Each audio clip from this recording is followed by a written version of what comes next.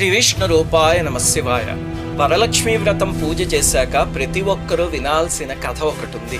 ఈ కథని పరమేశ్వరుడు పార్వతీదేవికి చెప్పారు. మొట్టమొదటిసారి ప్రపంచంలో వరలక్ష్మీ వ్రతం ఆచరించిన చారుమతి అనే ఒక స్త్రీమూర్తి కథ. మగధ దేశంలో కుండిన పట్టణంలో చారుమతి ఉండేది. ఆమె సుగుణవతి, వినయ విధేయతలు, భక్తి గౌరవాలు గల స్త్రీ. ప్రతిరోజు ప్రాతకాలాన్నే లేచి అత్తమామల్ని సేవించుకుని ఇరుగు పొరుగు వాళ్లతో కలిసి ఉండేది.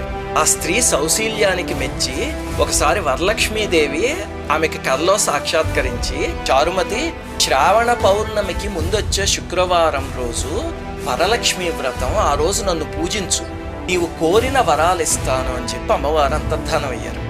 అప్పుడు చారుమతి నిద్రలేచి ఆ కళని భర్తకి అత్తమామలకి తెలియజేస్తే వాళ్ళు కూడా సంతోషించి సరేనమ్మా వ్రతం చేసుకో అని చెప్పారు. అప్పుడు ఊళ్ళో ఉన్న మహిళలందరికీ ఆ కళ గురించి చెప్పి